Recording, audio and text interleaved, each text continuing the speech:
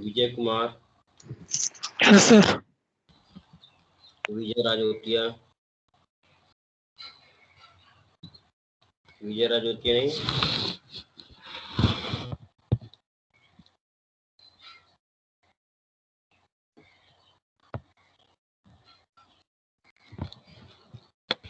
प्रतीक, present sir. Navneet, present sir. Abhineet करे present. Garima, present sir. Nikhil, present sir. Yes sir, present. Sudhanshu Verma, present sir. Pooja, present sir. Ravi Prajapati, present sir. Bhan Kumar, present sir. Harishwar प्रसाद,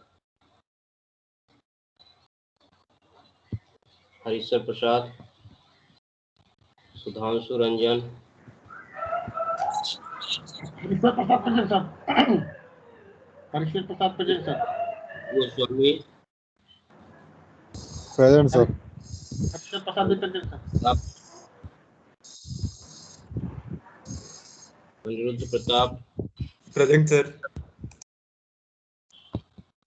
रजत, राज Kapoor, yes sir, present sir. Raj Kapoor, yes sir, present sir. ठीक है, just wait, एक थोड़ा इसमें sir Sudhanshu Ranjan हो गया क्या तुम्हारा? हो गया ना सर? ठीक है। हाँ हो गया। Sir Vijay Rajotia sir. Vijay Rajotia, yes sir. जल्दी आया करो यार। सर मैं प्रेजेंट था सर। वो एक्चुअली थोड़ी फैन की आवाज थी सर। अभी फैन मैंने कम करा है सर। उसकी आवाज में पता नहीं चला सर। कल थे फोन में तुम पिछली क्लास में थे 16 तारीख को? कौन सर? पिछली क्लास में थे 16 तारीख को? Yes sir. हरीश्वर प्रसाद का हो गया ना सर? इसमें तो नहीं दिखा रहा है, इसमें एब्सेंट दिखा रहा है। सर मैं प्रेजेंट था सर। मैंने तो सर आज तक आपकी कोई भी क्लास मिस नहीं करी है। हैं? सर मैंने तो आपकी आज तक कोई भी क्लास मिस करी नहीं है sir. Sir Abhijit Singh present sir, से देख लीजिएगा। हाँ प्रेजेंट है। हरीश्वर प्रसाद का हो गया ना सर? ठीक है। मैंने हरीश्वर प्रसाद का हो गया ना सर?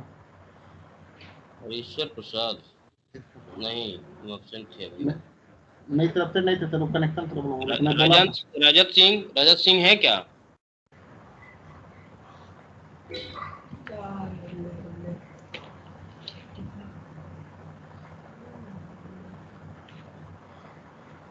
हरीश्वर प्रसाद हो गया ना सर?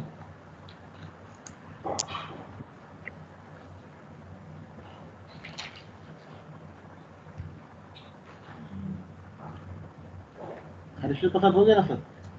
हाँ हो गया यार।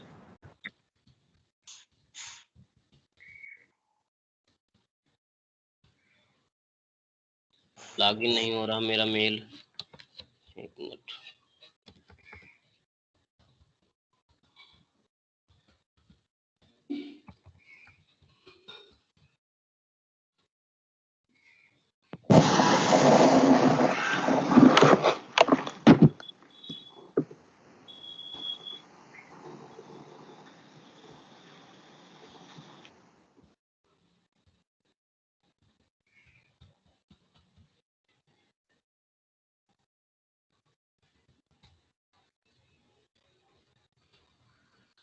हुआ तो अरे आजकल ये पासवर्ड भूलने वाला सिस्टम बहुत ज़्यादा है, क्योंकि आदमी दिन भर तो पासवर्ड सेव करता रहता है।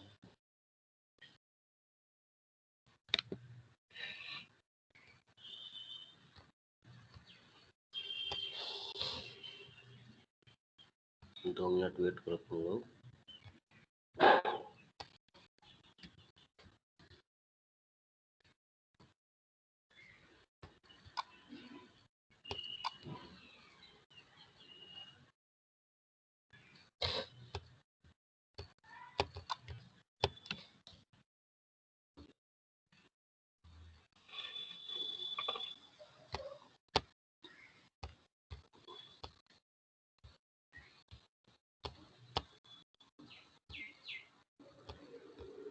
स्क्रीन दिख रही क्या?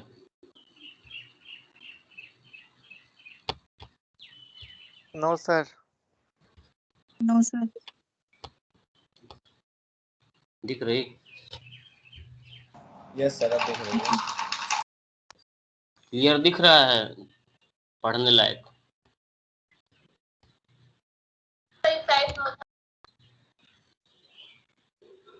थोड़ा हाँ, बोलो। Size increase sir. साइज बढ़ाते हैं।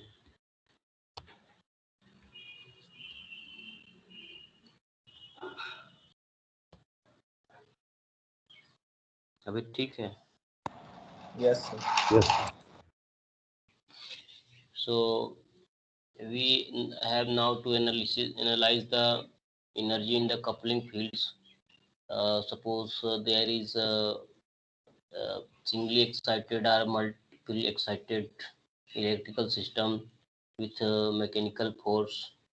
So here some assumptions are made. Losses are neglected. We will in this part calculate the energy and co-energy.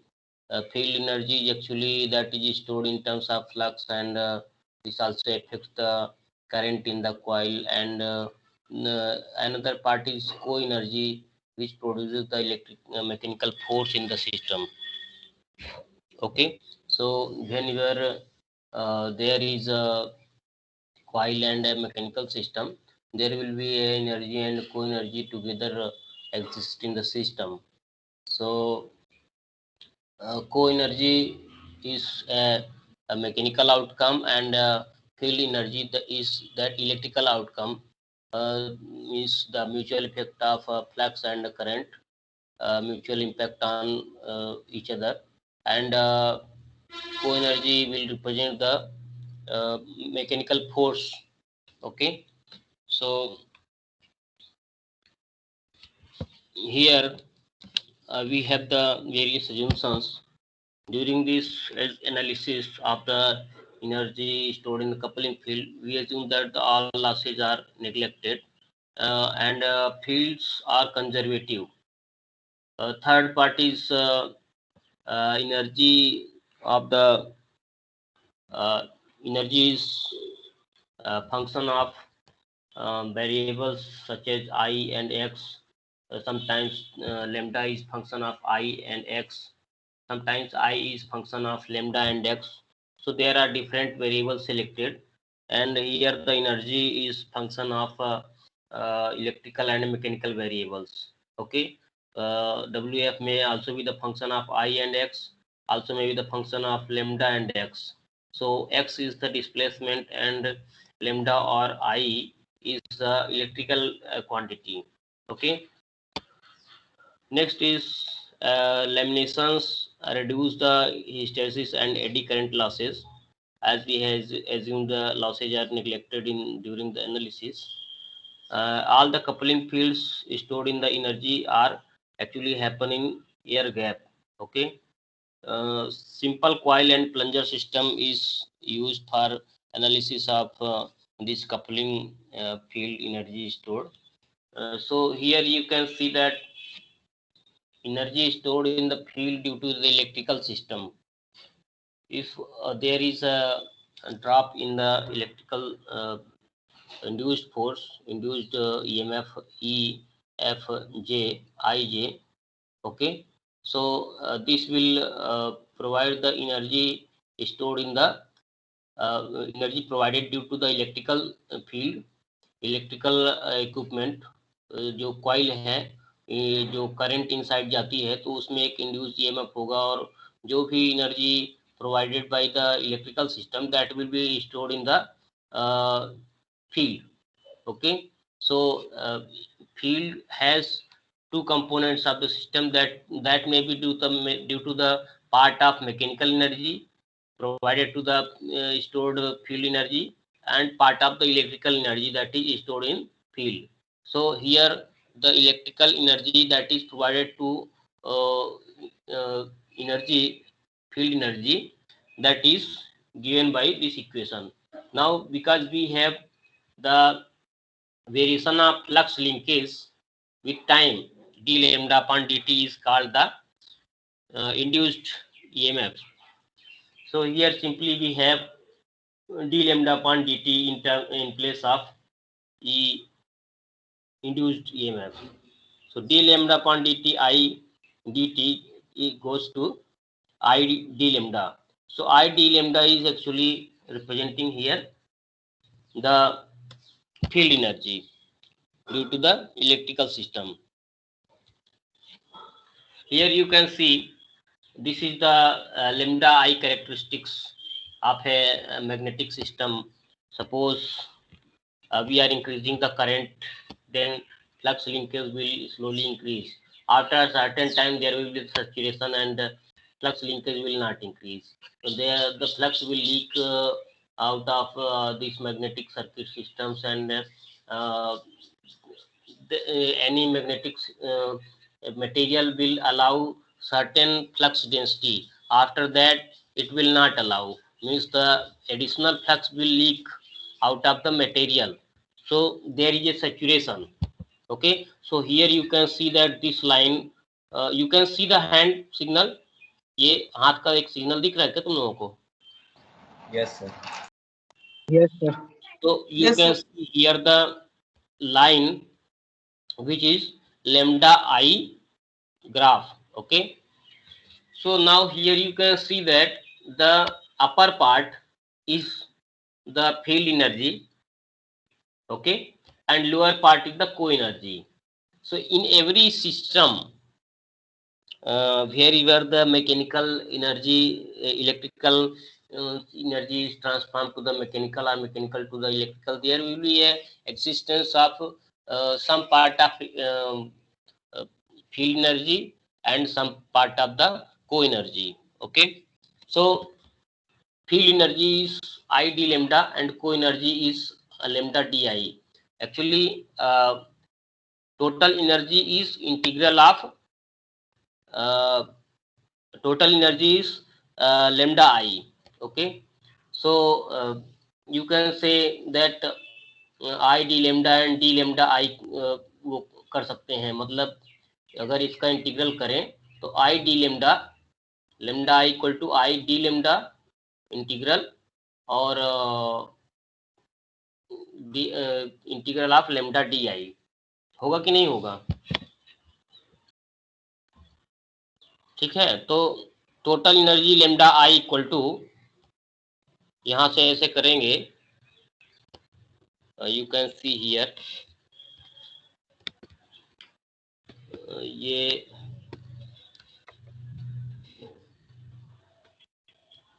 ये टोटल लेमडा आई, ठीक है, डी लेमडा आई, मतलब लेमडा आई को टोटल एनर्जी क्या represent करेंगे यहाँ से, ये एक तरह से लेमडा आई इक्वल टू होता है integral of D lambda I, integral of D lambda आई. तो डी लेमडा आई को आप ऐसे लिख सकते हैं, I D lambda plus lambda D I, ऐसा लिख सकते हैं. क्यों ऐसा लिख सकते हैं कि नहीं? Yes, sir. तो यहाँ पे दो टर्म हो गए, integral of I D lambda, integral of lambda D I.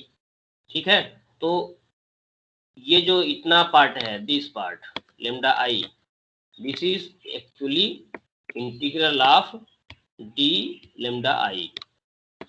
Okay, तो इसको करेंगे तो दो पार्ट में डिवाइड हो जाता है. तो को एनर्जी हो गई लेमडा डी आई. ओके,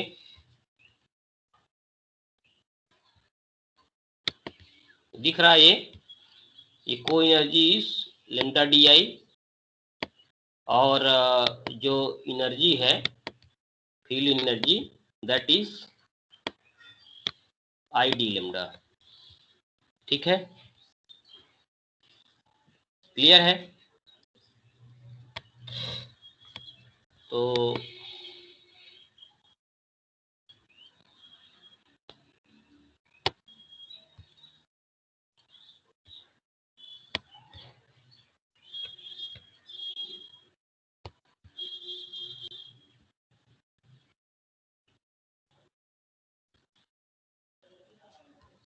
कहाँ गया?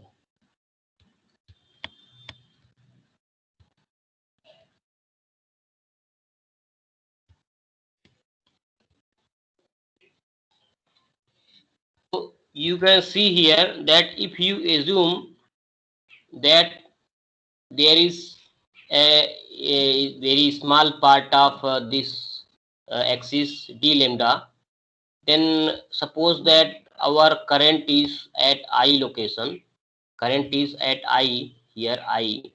So this small area will represent the del I into d lambda will represent del WF, okay, delta WF I d lambda.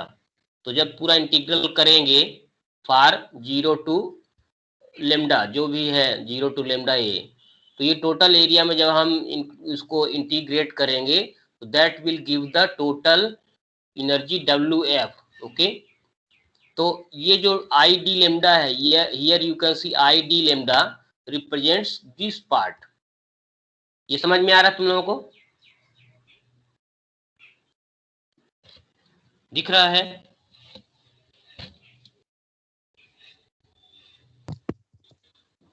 Yes sir.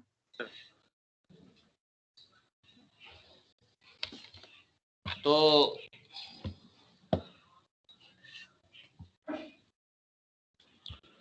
ये पार्ट क्या कहलाता है? Lambda D I means suppose that your value is actually this at this point, lambda value. ये तो D lambda, तो ये distance मतलब एक डिफरेंशियल डिस्टेंस है D lambda, but the value of lambda here is suppose lambda, okay.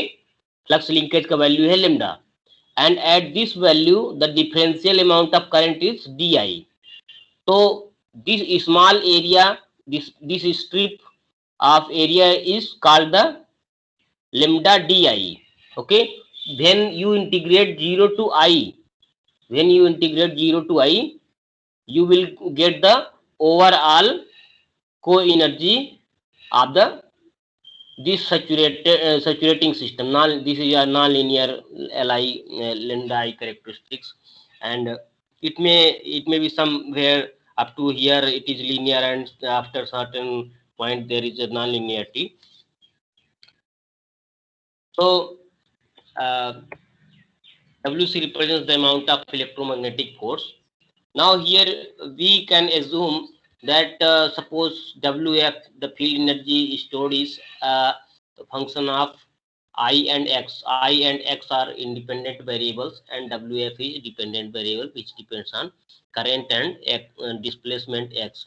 So here the displacement X is there, and here you have the current, okay.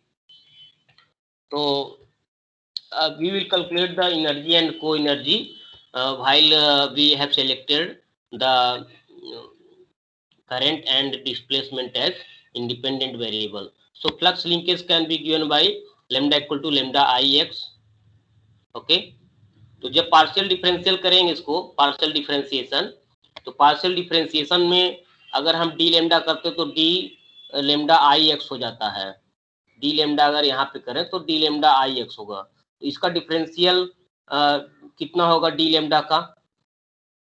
तो ये ऐसा कहलाता है कि delta of lambda I X with respect to I into D I, okay.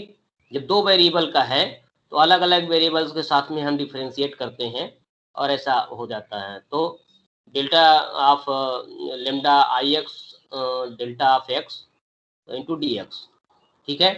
ये इतना समझ में आ रहा है? आई के साथ एक बार हमने किया, फिर एक बार एक्स के साथ में किया। आई नीचे है तो ये कैंसिल करने के लिए यहाँ पे डेल्टा आई और यहाँ पे डी आई रखा है, तो एक तरह से this will actually represent the same, ठीक है।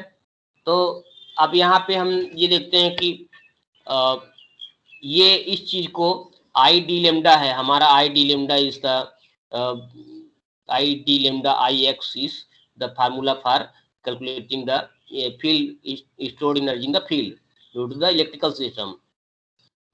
ठीक है, तो इलेक्ट्रिकल सप्लाई हम देते हैं तो कितनी एनर्जी जो है तो मैग्नेटिक फील्ड में स्टोर हो जाती है, that moves the system to provide the displacement। okay, so I d lambda I x, अब यहाँ पे lambda I x को यहाँ से हम अगर रिप्लेस करते हैं, if we replace d lambda I x from here to here, then क्या होगा, यहाँ पे रिप्लेस करो। तो अगर हम इसको सिंपली रिप्लेस करेंगे तो यहाँ पे हम ये देखते हैं कि we can calculate the energy at assuming that dx is 0, मतलब एक पार्टिकुलर डिस्प्लेसमेंट में फिक्स हो गया है and the displacement is not changing, so the field energy and co energy will be constant there. तो उस टाइम पे क्या होगी, dx is assumed equal to 0, dx को हम 0 मानते हैं यहाँ पे, तो dx को 0 मानेंगे तो केवल एक टर्म आएगा यहाँ पे, delta of lambda I x point D I delta I into D I, dx assume कर लिया गया कि 0 है, तो डिस्प्लेसमेंट कांस्टेंट है उसका, जो भी कांस्टेंट है, तो एक पार्टिकुलर वैल्यू ऑफ करंट पे फोर्स कितना अप्लाई हो रहा है और कितना उसमें फील्ड एनर्जी स्टोर हो रही है। Okay, that is not variable, distance is not variable, उसको हमने फिक्स रखा है तो कितना फोर्स जनरेट हो रहा है उसको मूव करने के लिए। so here you see in place of d lambda ix we have replaced this value, तो delta of lambda I x point delta I into D I, अगर हम इसको रिप्रेजेंट करें कि इन प्लेस ऑफ, अगर हम एप्सिलॉन मान लेते हैं इसको, तो 0 to i उसकी रेंज हो गई एप्सिलॉन की, और हम जहाँ जहाँ i है वहाँ रिप्लेस कर सकते हैं एप्सिलॉन को। तो this is a simple, this is nothing, this is a dummy variable, तो हम डमी वेरिएबल को ऐसे लेके मतलब लिमिटेड इंटीग्रल कर दिए हैं। ठीक है, यहाँ पे तो यहाँ पे लिमिट नहीं दी हुई है, तो यहाँ पे हम 0 to लेमडा आई रखेंगे। अगर सपोज कि i1 और i2 है, उस कंडीशन में डिफरेंशियल अमाउंट हो जाएगी, मतलब टोटल इंटीग्रेट करेंगे। अगर सपोज कि ये जो ग्राफ है और हम इस पॉइंट से इस पॉइंट तक के लिए हम कैलकुलेट करना चाह रहे हैं what overall energy, field energy and co energy इस इतने एरिया के लिए, तो i1 i2 होगा, लेमडा 1 लेमडा 2 होगा, तो उस कंडीशन के लिए है, इसलिए लिमिट इंटीग्रल बनाया गया है and by replacing a dummy variable epsilon. अब यहाँ पे को एनर्जी क्या होगी, co energy is lambda D i, तो lambda I x, lambda is also the function of current and displacement, तो लेमडा आई एक्स रखेंगे, वहाँ पहले हमने क्या रखा था, i D lambda I x, i D lambda I x, ये समझ में आ रहा है। यहाँ पे हमने को एनर्जी में क्या रखा, lambda I x into D I, clear. तो हमने सिंपली डमी वेरिएबल ले लिया एप्सिलॉन, तो 0 से i तक वेरिएबल होगा, तो इसको हमने सिंपल रहने दिया, there is no any partial differential related conversion.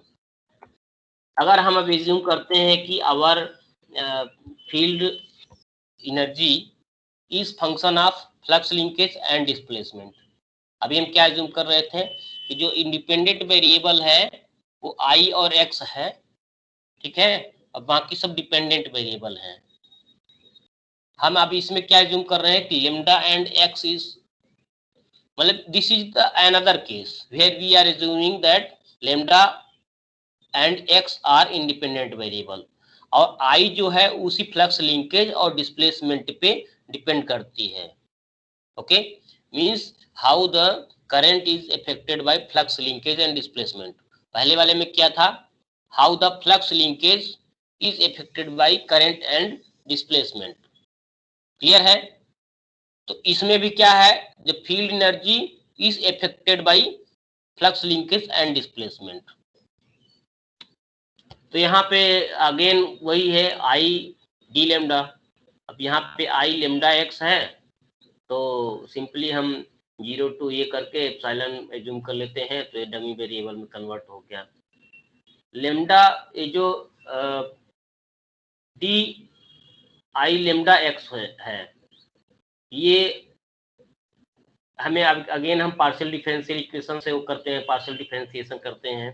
तो डी आई लेमडा एक्स पन ये delta lambda into D lambda, okay. तो डेल आई लेमडा एक्स पन del X into D X ये किए। तो ये करने के बाद हम अब यहाँ पे तो सिंपली हमने एप्सिलॉन से चेंज कर दिया, तो 0 से एप्सिलॉन तक हमने किया। 0 से लेमडा आएगा ये, सॉरी 0 से lambda and I epsilon x D epsilon.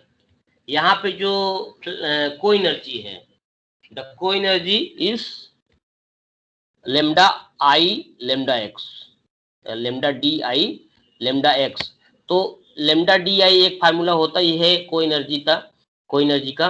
तो यहाँ पे हमने एज्यूम किया हुआ है कि i is function of lambda x, तो lambda D i simply i को का एक उसमें लिख दिया कि वेरिएबल किस पे डिपेंड करता है। Now because we have assumed that D X is 0, जो हम कोई एनर्जी निकाल रहे हैं पार्टिकुलर वैल्यू पे ही निकाल रहे हैं, ठीक है। Particular value of displacement variable नहीं है, उस समय फिक्स है। और जिस समय हम कोई एनर्जी एक पार्टिकुलर डिस्टेंस पे कितनी कोई एनर्जी होगी, कितनी फील्ड एनर्जी होगी। तो यहाँ पे लेमडा ये वाला पार्ट हमने इतना रख दिया। इसके लिए ये lambda D I lambda x को यहाँ पे हमने रिप्लेस किया। यहाँ पे रिप्लेस करोगे तो क्या आया, lambda del I lambda X point del lambda into D lambda, इतना किया। और इसको सिंपली हमने फिर डमी वेरिएबल के टर्म्स में ले लिया। तो ये अब आप देख सकते हैं कि चाहे आप इस चीज को देखें, चाहे आप इस चीज को देखें, वो लगभग एक ही चीज आता है, ठीक है। डमी वेरिएबल्स के टर्म्स से हम रिप्रेजेंट करते हैं। तो यू हैव चेंज्ड, यहाँ पे लेमडा आएगा एक्चुअली, ये डमी वेरिएबल सिर्फ यहीं भर रहेगा, यहाँ पे लेमडा आ जाएगा एक्चुअली, ठीक है। तो आप लोग इसको करेक्ट कर लेना, उसमें यहाँ पे लेमडा होगा। और यहाँ तो ठीक है 0 to I है,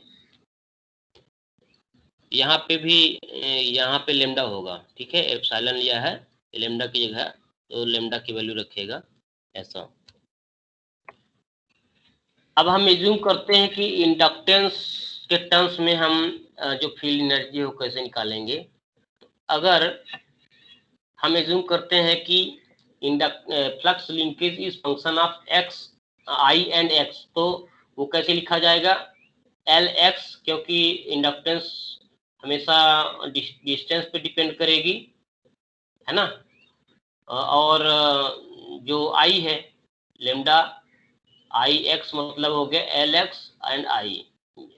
इंडक्टेंस तो डिस्टेंस पे वो करती है, एंड आई इटसेल्फ है वेरिएबल, तो एल एक्स आई हो गया। अगर हम सोचते हैं कि i is function of lambda x, तो लेमडा अपॉन एल एक्स हम इसको रिप्रेजेंट करेंगे। तो दीज आर टू केस, मतलब कि एक हम इंडिपेंडेंट वेरिएबल जब आई एक्स लेके चलते हैं तो हम इसको lambda I X equal to L x I change करेंगे। अगर हम लेमडा एक्स और इसको हम इंडिपेंडेंट वेरिएबल मानते हैं तो ये फार्मूला हम यूज करेंगे। तो यहाँ पे देखिए कि अगर इसको डिफरेंशियल में लिया जाए तो डी लेमडा आई एक्स एल एक्स डी आई होता है।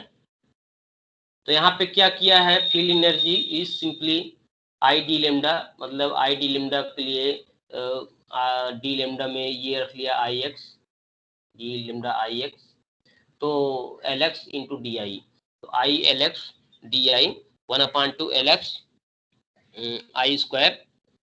अब doubly excited system, electrical system की बात है, जहाँ पे multiple currents are there I1 and I2, okay. ये समझ में आ रहा है अभी तक जितना हमने बताया? Yes sir. ये क्वेश्चन भी बनता है एग्जाम में, ठीक है। तो अब एग्जाम का क्वेश्चन तो इन टर्म्स ऑफ असाइनमेंट ही होगा जो होगा, तो असाइनमेंट का मार्क्स अब एग्जाम पेपर की तरह ही एवेल्यूएट होता है, तो असाइनमेंट में ये क्वेश्चंस रहेंगे, है ना। क्योंकि ये जब पिछली बार मतलब ऑन कैंपस पढ़ाई होती थी तो ये जो पेपर था उसमें एक क्वेश्चन था ये, ठीक है। तो I will take this question as a part of assignment. तो यहाँ पे डब्ल्यू एक्साइटेड सिस्टम की बात है, तो हम जहाँ पे अब एज्यूम कर रहे हैं कि I1 I2 are independent variables, मतलब हम इसको चेंज करते हैं, उससे लेमडा चेंज होता है, लेमडा 1 चेंज होता है, लेमडा 2। लेमडा 1 क्या है? Flux linkage of coil 1 and lambda 2 is flux linkage of coil 2, ठीक है। तो lambda 1 is also affected by I1 I2 and X, lambda 2 is also affected by I1 I2 and X, ठीक है। तो यहाँ पे तीन चीजें हैं, WF equal to WF I1 I2 X। तो इसको ऐसे लिखेंगे कि पहला I1 वाला टर्म I1 d लेमडा 1 ये हो जाएगा, फिर I2 वाला term I2 d lambda 2, simple होगा। मतलब एक कॉइल का I1 d लेमडा 1, पहली कॉइल का करंट, पहली कॉइल का फ्लक्स, ठीक है। तो जो चेंज होता है फ्लक्स लिंकेज पहली कॉइल का, तो d लेमडा 1। अब ये d लेमडा 1 जो है ये I1 I2 दोनों पे डिपेंड करता है, ठीक है। ऐसे ही I2 d लेमडा 2, तो लेमडा 2 भी I1 I2 दोनों पे डिपेंड कर रहा है और डिस्प्लेसमेंट पे, क्लियर। तो the total energy in the coupling field provided by the electrical system will be the sum of individual energies provided by electrical system।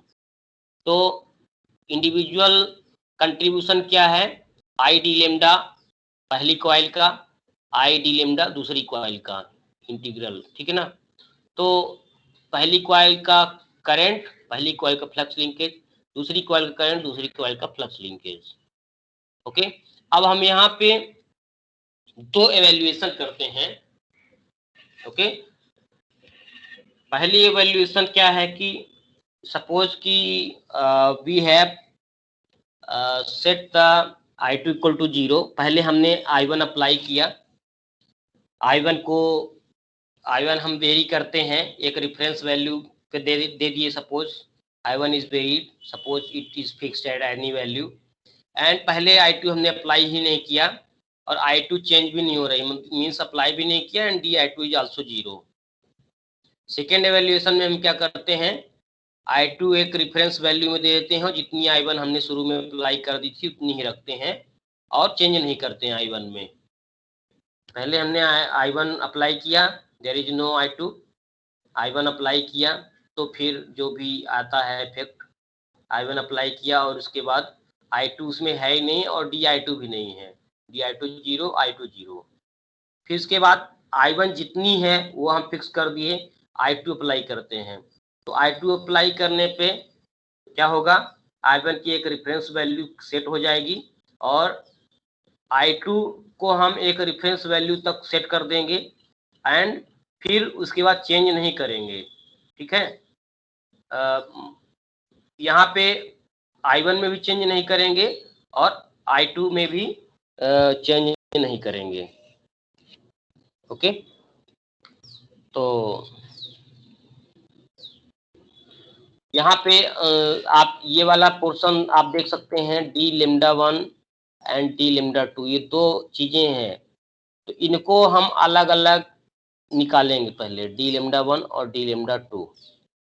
तो फर्स्ट एवेल्युएशन के लिए क्या हम रखते हैं कि ये दो जो पूरा सम ऑफ टू कंपोनेंट्स आया, तो इसको अगर सिंप्लीफाई करेंगे तो इन टर्म्स ऑफ ये लेमडा 1 को अगर हम I1 I2 के टर्म्स में करेंगे तो एक टर्म ही आएगा, dx का टर्म तो 0 ही है, तो dx वाला टर्म तो आएगा ही नहीं, सिर्फ I1 वाला टर्म आएगा, I2 वाला टर्म आएगा, ठीक है। तो पहले इस पार्ट के लिए ये 2 पोर्शन आ जाएंगे। आता तो इसमें 3 dx वाला भी एक आता, लेकिन dx इज एज्यूम 0। तो यहाँ पे λ1 upon del I1 into d I1, λ1 d λ1 upon ये हो जाएगा del I2, del λ1 upon del I2 into d I2। ये पहले पार्ट का हो गया इसका, और I1 का मल्टीप्लीकेशन तो दोनों में रहेगा ही। अब दूसरे पार्ट का क्या है, I2 इंटू ये यहाँ भी I2 है, यहाँ भी I2 है, ये I2 इंटू इस पार्ट को हमने क्या किया, del λ2 upon del I1 into d I1 के रिस्पेक्ट में, फिर I2 के रिस्पेक्ट में del λ2 upon del I2 into d I2। तो यहाँ पे λ1 है, ये λ2 है, ध्यान रखो। ये λ1 के लिए ये 2 पार्ट आ गए, और ऐसे ही λ2 के लिए ये 2 पार्ट।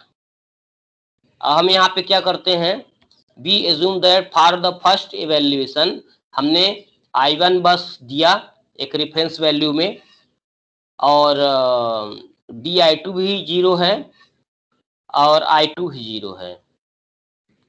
तो I2 यहाँ जहाँ I2 और डी I2 है वो सब 0 हो जाएगा। तो I2 ये वाला टर्म 0 हो जाएगा, ये वाला टर्म 0 हो जाएगा, और ये वाला टर्म 0 हो जाएगा। तो सिर्फ एक ही वैल्यू बचेगा, एक ही टर्म बचेगा फर्स्ट इवैल्यूएशन के लिए, ये वाला बचेगा I1 d λ1 I1 I2 x del I1 into d I1। इसमें क्वेश्चन ऐसे बनेगा, calculate the energy and co energy when the system is doubly excited and lambda is the मतलब I1 I2 x is independent variable and lambda and field energy and co-energy depends on these independent variables I1 I2 x। तो complete process उसमें develop करिए कि what is the field energy and co energy. तो आपको यही करना पड़ेगा पूरा, ठीक।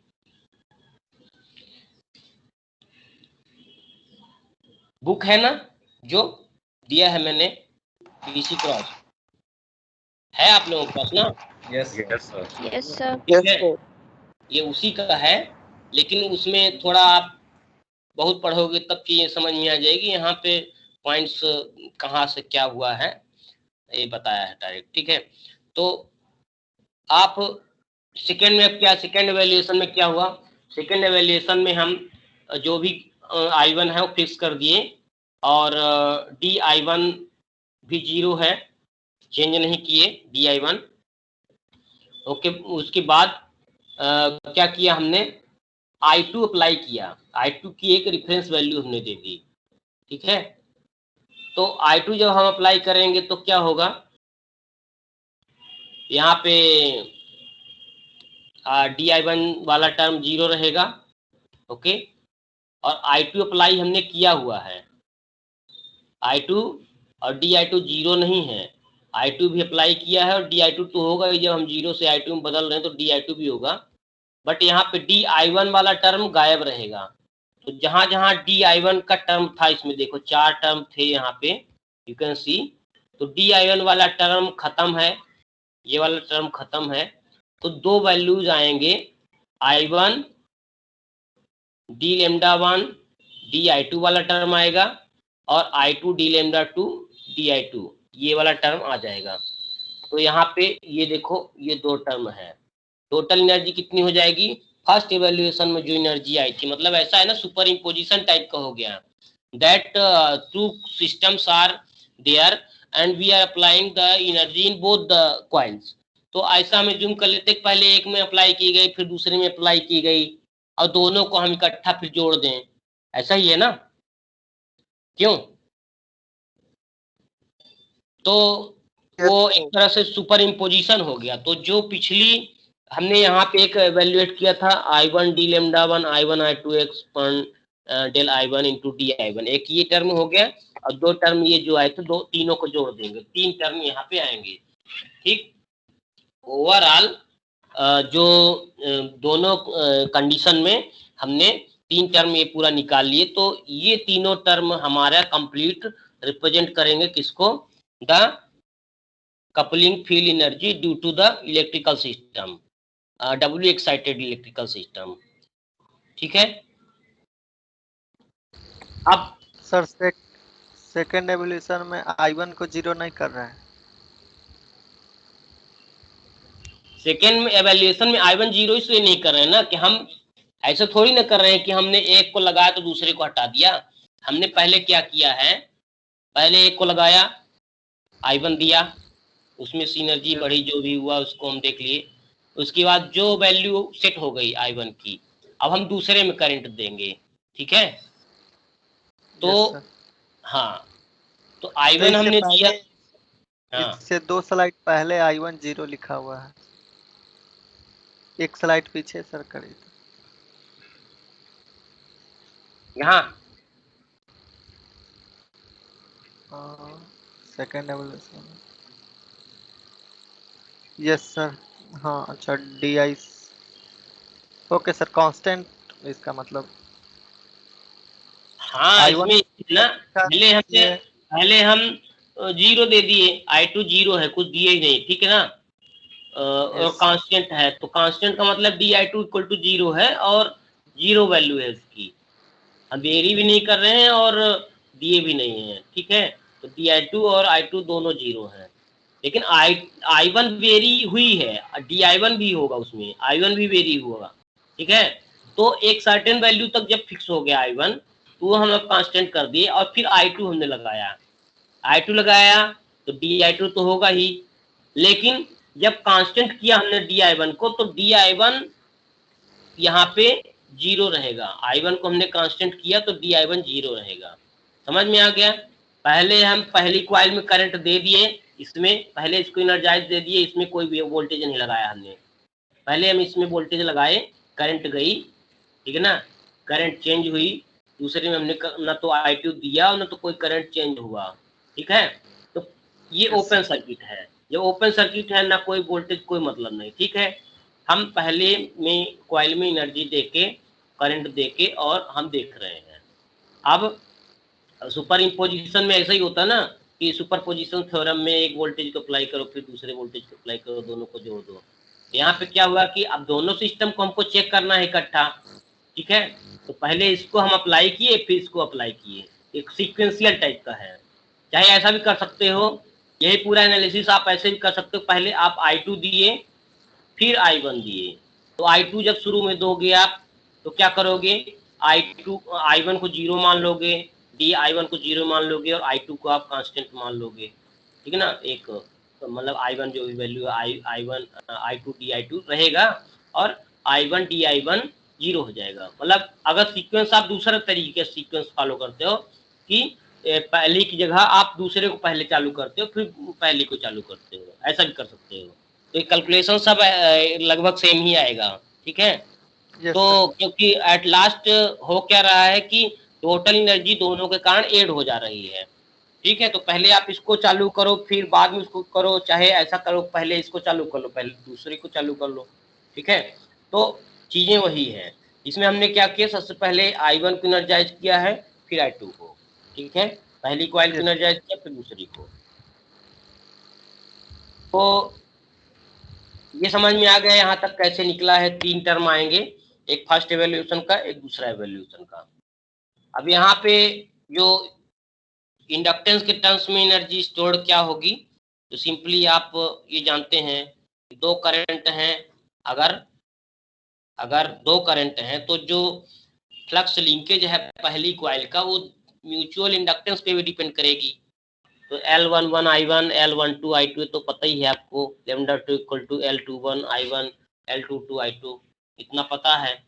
ठीक है, अब चूंकि इंडक्टेंस खुद ही डिस्प्लेसमेंट का फंक्शन है, तो यहाँ पे एक तरह से जो फ्लक्स लिंकेज है I1 I2X और I1 I2X दोनों इन चीजों पे वेरिएबल्स पे डिपेंड करते हैं। I1 I2X is independent variable. Okay, और dx इक्वल टू हम एज्यूम करते हैं। ठीक है, तो उस कंडीशन में क्या होगा, हम ऐसा तो ये एज्यूम कर नहीं रहे कि अब DI वाला टर्म अगर हम लेंगे तो यहाँ पे ऐसा होता ना कि अगर हम I1 I2 वाला एक टर्म और आ सकता था यहाँ पे, अगर हम dx इक्वल टू 0 ना एज्यूम करते तो ऐसा भी होता कि I1 into DL11 x dx ऐसा कुछ इसमें भी हो जाता। क्यों? क्योंकि जब x वेरी हो रही, पर हम dx इक्वल टू 0 मान रहे हैं, तो सिंपली बस इतने वैल्यूज के लिए अगर डिफरेंशियल लिया जाए तो ये di1 di2 di1 di2 यहाँ पे ये टर्म्स आ जाएंगे। सिंपली इसको अगर हम डिफरेंशियल टर्म्स मिलेंगे, dx इक्वल टू 0 मान एज्यूम कर लिया है, क्योंकि we are assuming that the displacement is constant.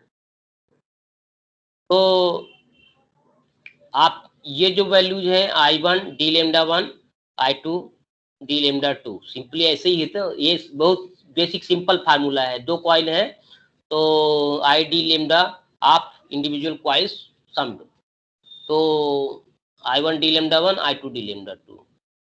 Okay, तो यहाँ पे d lambda 1 को रख दीजिए, L11 I1 square plus L12 I1 I2, ठीक है, ऐसे ही होगा ना। ये I1 d lambda 1 को अगर आप ऐसे रखो L11 di1 L12 di2, ठीक है, फिर ये इंटीग्रल हो रहा है उसका तो वो स्क्वायर हो जाता है। तो यहाँ पे एक 1/2 L12 x I1 I2 आएगा, फिर इसके लिए भी एक टर्म आएगा L21 I1 I2 1/2 L21 I1 I2। तो जब दो टर्म आ जाएंगे तो ये ऐड हो जाएंगे, ठीक है। और इसके लिए एक ये टर्म आता है 1/2 LX I2 स्क्वायर। मतलब यहाँ पे इसको अगर सिंप्लीफाई करोगे तो कैसे आ जाएगा, वही होगा, ये दो टर्म का सम है एक्चुअली। एक टर्म इसके कारण आएगा और L21 आता है, L12 और L21 एक ही है तो वो एक ही ले लिया गया है। तो यहाँ पे L12x I1 इंटू I2 और दूसरा आएगा L21x I2 इंटू I1, दोनों में 1/2 का मल्टीप्लिकेशन रहेगा, ठीक है। तो जब ऐड करोगे 1/2, क्योंकि ये दोनों बराबर हैं L12 और L21, तो वो एक ही आ जाएगा। I1 I2 का मल्टीप्लिकेशन चाहे उल्टा पुल्टा करो एक ही है। तो यहाँ पे दो टर्म ऐड हुए हैं, तो टोटल 4 टर्म होते, दो इसके लिए दो इसके लिए, एक दो टर्म आपस में ऐड हो गए तो ये। तो यहाँ पे जो ओवरऑल मल्टी सिस्टम है, multi functional multi excited system, तो उसके लिए अगर रिज्यूम करोगे तो I1 I2 and J number of excitation systems are there, J number of coils are there, and all are together providing the force for the plunger to move x displacement। then वो क्या होगा, अगर पहली coil है, ठीक है, मतलब ये मतलब आपस में म्यूचुअल उसका दिखेगा, तो P equal to 1 to J and Q equal to 1 to J, तो PQ x IP IQ, ठीक है। I स्क्वायर एक तरह से अगर ये P equal to 1 same coil के लिए है तो P equal to 1 Q equal to 1 हो जाएगा, तो I1 to I1 स्क्वायर यहाँ पे L11 x हो जाएगा, ठीक है ना। P और Q दोनों 1 हो गए तो मतलब कि ये किसके रिलेटिव में है। इसे अगर हम उसी कॉइल का उसी के रिलेटिव में ले रहे हैं तो L11 आएगा, तो P भी हम 1 रखेंगे, Q भी हम 1 रखेंगे, ठीक है। अगर हम उस कॉइल का दूसरी कॉइल के टर्म्स में ले रहे हैं तो P इक्वल टू 1 और Q इक्वल टू 2 होगा, ठीक है। तो ऐसे ये टोटल जो है in terms of all the excitation system, यहाँ पे ये हो जाएगा टोटल एनर्जी। तो this is complete. Any queries?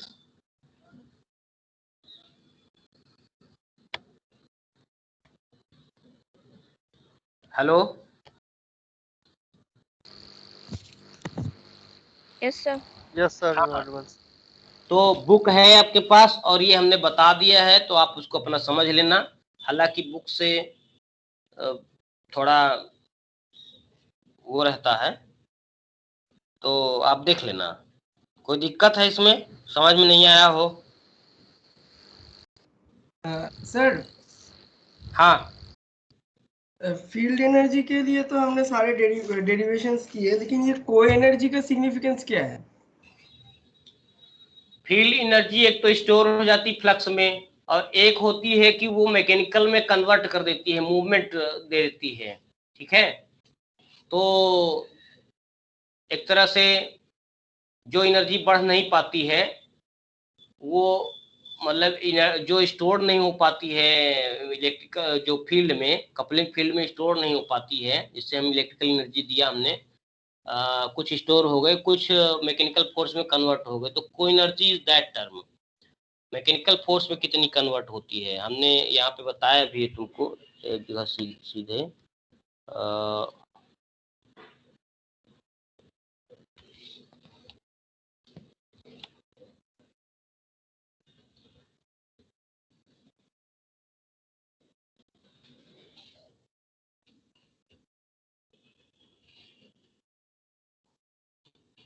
ये को एनर्जी जो है, को energy simply the mechanical force, that energy that generates the mechanical force.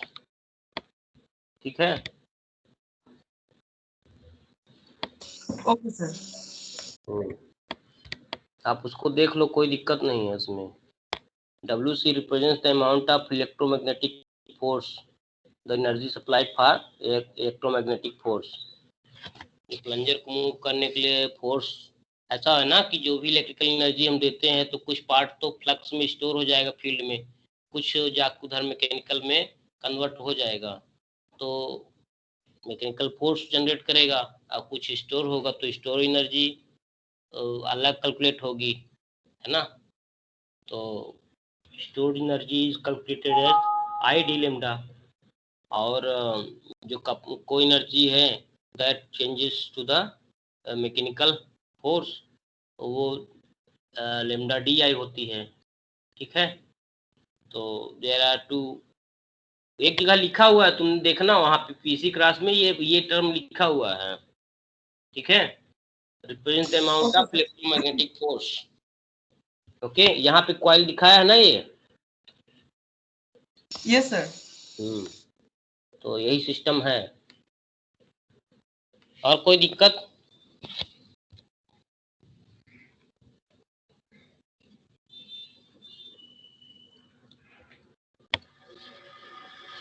चलो तो ठीक है, फिर क्लोज किया जाए। सर हाँ सर एक्चुअली सर मैं वो 16 को सर जो क्लास हुई थी सर मैं उसमें प्रेजेंट था सर, आप कह रहे थे उसमें मेरी एब्सेंट लगी हुई है सर। अब कह रहे हैं तो लगा दिए हैं, और क्या। नहीं सर, आप कहो तो सर रिकॉर्डिंग भी चेक कर सकते हो सर। उस दिन शाम को सर आप इंटरनेट आपका नहीं चल रहा था सर, वो वाली क्लास है, मुझे याद है सर। हो गया तो जब तुम कह दिए हो तो हम लगा लिए हैं, कोई दिक्कत नहीं, हमने उसमें टिक कर दिया है। Thank you sir, thanks a lot. ठीक है, ठीक है, इतना बड़ा कोई इशू नहीं है।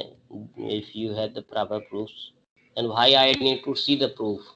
You are saying multiple times is itself the proof, because you have the proof, so you are saying that I have come.